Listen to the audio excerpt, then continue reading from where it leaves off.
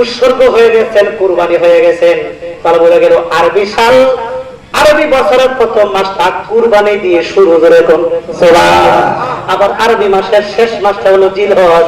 এই জিলহজ মাসের 10 তারিখে আবার কুরবানি দিয়ে শেষ। কি বলে, কিছুদিন আগে আমরা কুরবানি দিয়েছি, কি দিয়েছে না? এটা হলো জিলহজ মাসের শেষ, মানে জিলহজ মাসের 10 তারিখে। তাহলে মুহররম মাসের 10 তারিখে ইমাম হুসাইন রাদিয়াল্লাহু তাআলা কুরবানি দিয়ে শুরু।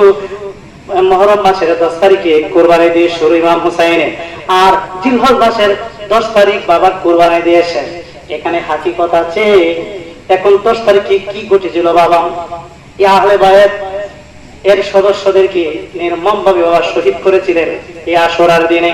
এখন আমরা জানতে চাইবো, অনেকে বলে যে সুন্নি জামাতের লোকেরা আহলে বায়াত করে, আহলে বায়াতের কথা কি কোরআনে আছে কি নাই? আমি জানতে চাই, আওয়াজে বলুন, আমরা আহলে বায়াত করি, আহলে বায়াতের কথা কোরআনের মধ্যে আছে কি নাই?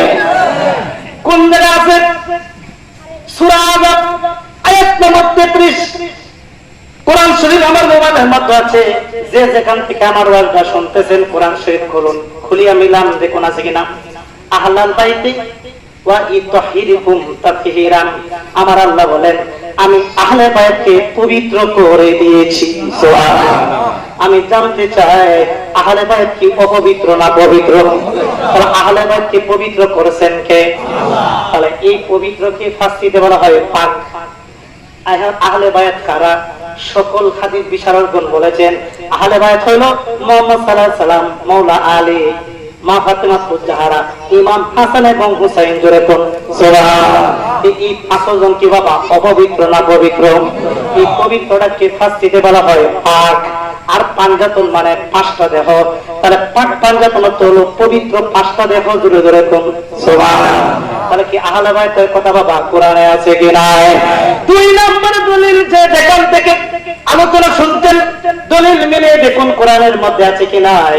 কোরআন সূরা শুরা আয়াত নম্বর 23 আমার আল্লাহ বলেন, কুল্লা আসআলুকুম আলাইহি আজরান ইল্লা মাওয়াদ্দাতা ফিল কুরবা। আমার আল্লাহ কো নবী গো, ও আমার দয়াল নবী, আপনার উম্মতদিগকে আপনি জানায়া দিন, আপনি যে রেসালাতের দাওয়াত দিয়েছেন, আপনি যে মেহনত করেছেন, এটার বিনিময় আপনি কিছুই চান না, একমাত্র আমার নবীর আহলে বায়াতের মহব্বত ছাড়া, নিকট আত্মীয়র মহব্বত ছাড়া। আমার নবী বললেন, হে আমার উম্মতেরা, আমি যে তোমাদের কাছে রিসালাতের দাওয়াত পৌঁছিয়েছি, আমি যে মেহনত করেছি, এর বিনিময়ে তোমাদের কাছে আমি কিছুই চাই না। একটা জিনিস আমি নবী তোমাদের কাছে চাই, এটা হলো আমার নিকট আত্মীয়র মহব্বত। জোরে কোন সুবহানাল্লাহ। নবী আমাদের কাছে রিসালাতের বিনিময়ে শুধু একটা জিনিস চেয়েছেন, সেটা হলো নিকটতম আত্মীয়র মহব্বত। এখন দেখছেন কোরআনে কিন্তু এইভাবে আসছে, নবীর নিকটতম আত্মীয়র মহব্বত আমাদের কাছে চাইছে, আর কিছু চাই না। এখন ইবনে আব্বাস রাইসুল মুফাসসিরিন হযরত ইবনে আব্বাস রাদিয়াল্লাহু তাআলা তাফসীরে আব্বাসের মধ্যে এই আয়াতের ব্যাখ্যায় লেখেন, এবং জগৎ বিখ্যাত তাফসীর রুহুল বায়ানে আল্লামা ইসমাঈল হক রাহমাতুল্লাহ আলাইহি এই আয়াতের ব্যাখ্যায় লেখেন, আহলে বায়াত কারা? নবীর নিকটতম আত্মীয় কারা? ইবনে আব্বাস বলেন, ইয়া রাসূলুল্লাহ, নবী গো, কোরআনে তো আমাদের উপর ওয়াজিব করে দিয়েছেন আপনার নিকট আত্মীয়কে ভালোবাসা। এখন আমরা জানতে চাই আপনার নিকটতম আত্মীয় কারা? আমার নবী কয়, আমার নিকট আত্মীয় হইল মাওলা আলী ওয়া ফাতেমা ওয়া আবনাহুম, অর্থাৎ আলী, ফাতেমা এবং ফাতেমার 2 সন্তান হাসান এবং হুসাইন। জোরে কোন সুবহানাল্লাহ। তাহলে এই কোরআন এবং তাফসীর দ্বারা প্রমাণিত হইল আমার দয়াল নবী রিসালাতের বিনিময়ে আমাদের কাছে কিছুই চান না, একটা জিনিস চান, সেটা হলো আমার দয়াল নবীর নিকটতম আত্মীয়র মহব্বত। তারা দয়াল নবীর নিকটতম আত্মীয় কারা? মাওলা আলী, মা ফাতেমা জোহরা, ইমাম হাসান এবং হুসাইন। সুবহানাল্লাহ বলবেন না বাবা? তাহলে কি আমরা এই 4 জনকে ভালোবাসতে চাই কি চাই না? কে কে চাই হাত তুলে দেখাতে পারেন?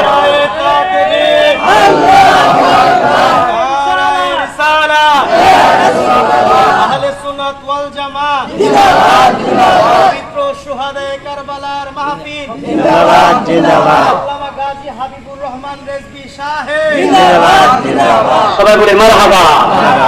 তাহলে বাবা, এখন আপনারা তো এই যে অনেকে আহলে বায়াতের কথা বলে কোরআনে, আমি কিন্তু বলছি যদি না থাকে আমি এই মুহূর্তে আমার কঠিন বিচার হবে, কেন বললাম, যদি থাকে তাহলে আর কোনোদিন বিভ্রান্ত করবেন না। তাহলে কোরআনের মধ্যে কি আহলে বায়াতের কথা আছে কি নাই? আমাকে আহলে বায়াতকে মানতে চাই কি চাই না? এখন আসে আহলে বায়াতের মধ্যে বাবা যে 5 জন সদস্য আছে, এই 5 জনকে আমার আল্লাহ অপবিত্র না পবিত্র বলেছেন? এই 5 জন বাবা সবাই সরদার। যে 5 জনকে আমরা আহলে বায়াত বলে থাকি, যে 5 জনকে আমরা অনুসরণ করি, যে 5 জনকে আমরা ভালোবাসি, এই 5 জন 5 জন বাবা সরদার বুঝাইয়া দেই। 1 নাম্বার হলো আমার দয়াল নবী, 1 নাম্বার সদস্য আহলে বায়াতে। আমার দয়াল নবী হলো সাইয়্যিদুল মুরসালিন, আমার দয়াল নবী হইল সকল নবী রাসূলের সরদার। সুবহানাল্লাহ, কথা ঠিক না ঠিক?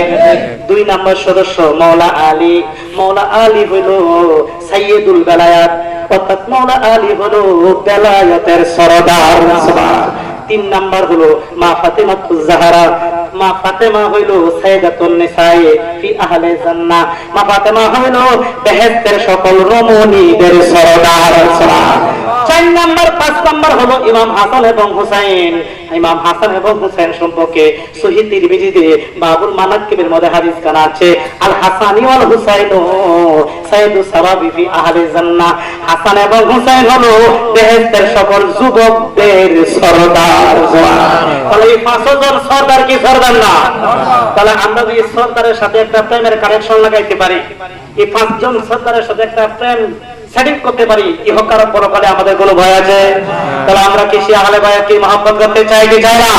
আরে কেন মহব্বত করব না? নূহ আলাইহিস সালামের নৌকার মধ্যে যারা উঠছে এরাই তো বেঁচেছে, আর নূহ নবীর নৌকার মধ্যে যারা উঠতে পারে নাই ওরা তো পানিতে হাবুডুবু করে মরেছে। আর বর্তমানে প্রেক্ষাপটে আহলে বায়াতের নৌকার মধ্যে যারা উঠছে এরাই পরকালে মুক্তি পাবে। ধরে সুবহানাল্লাহ। তাহলে আহলে বায়াতের প্রতি মহব্বত রাখুন। এই ব্যাপারে বাবা সহিহ তিরমিজিতে একখানা হাদিস আছে, বাবুল মানাকিবের মধ্যে হাদিস কানাত করে ধরেছে। আমার দয়াল নবী বলেন, মান আহাব্বাল হাসানি ওয়াল হুসাইনি ফাকাদ আহাব্বানি ওয়া মান আদাগামাহুমা ফাকাদ আদাগামানি। আমার দয়াল নবী বলেন, যে হাসান এবং হুসাইনকে ভালোবাসলো সে আমি নবীকে ভালোবাসলো। যে হাসান হুসাইনের মনে কষ্ট দিল রে, হাসান হুসাইনের সাথে শত্রুতামি করলো, আমি নবীর সঙ্গে শত্রুতামি করলো। অর্থাৎ হাসান হুসাইনকে যারা ভালোবাসলো আমার নবীকে সে আমারে ভালোবাসলো, আর নবীরে ভালোবাসার কারণে নবীর সঙ্গে জান্নাতে থাকবে। এই সহিহ তিরমিজিতে বাবুল মানাকিবের মধ্যে আরেকটা হাদিস আছে, যে হাদিসটা হলো আল হুসাইনু মিন্নি ওয়া আনা হুসাইন। আমার নবী কয় আমি হইলাম আমার থেকে হুসাইন, অর্থাৎ হুসাইন আমার থেকে, আমি নবী হুসাইন থেকে।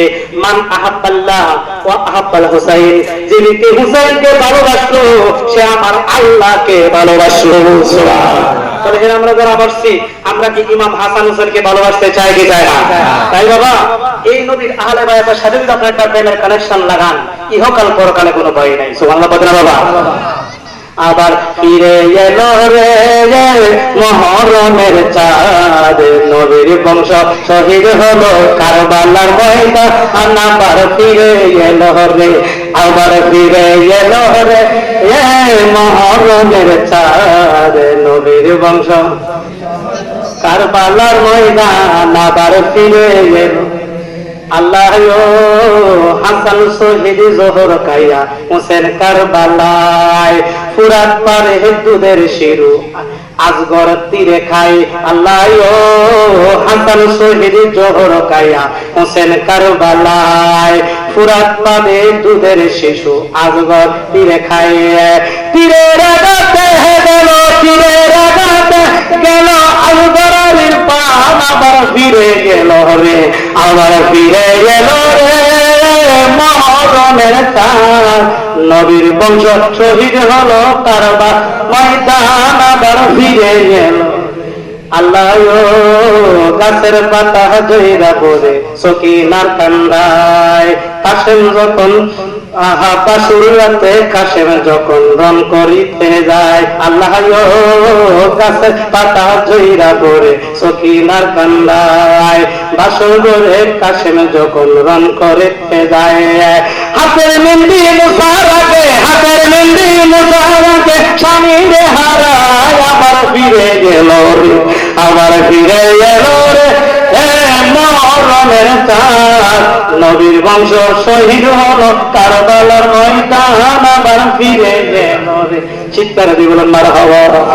আমি জানতে চাই এই কারবালার ময়দানে ইমাম হুসাইনের গলার মধ্যে যারা ছুরি লাগাইছে ওরা কি বাবা ইহুদি ছিল নি, খ্রিস্টান ছিল, নাসারা ছিল না বাবা, আলে বায়তের গলার মধ্যে যারা ছুরি লাগাইছে এরা নামদারি মুসলমান ছিল বাবা, দাড়ি ছিল, টুপি ছিল, নামাজ ছিল, রোজা ছিল, সব ছিল, কিন্তু আমার নবীর মহব্বত ছিল না। কথা ঠিক না? কারবালার ময়দানে বাবা কাফেলা দুইটা, একটা কাফেলার মধ্যে 72 জন, আরেকটা কাফেলার মধ্যে বাবা 22,000। এজিদের কাফেলার মধ্যে 22,000 আর ইমাম হুসাইনের কাফেলার মধ্যে বাবা কত 72 জন। আমি জানতে চাই আমরা কি 72 জনের পক্ষে না 22,000-এর হবে? আমরা কয়জনের পক্ষে? ইমানদারের সংখ্যা কি কম হবে না বেশি? এখন এখান থেকে দুটা দল হয়ে গেছে। ইসলাম জিন্দা হুদাই হর কারবালা কে বাদ, ইসলাম জিন্দা হয়েছে কারবালা ময়দান থেকে। একটা হলো ইয়াজিদি, আরেকটা হলো হুসাইনি। আমি জানতাম চাই আমরা কি হুসাইনি মুসলমান না ইয়াজিদি মুসলমান?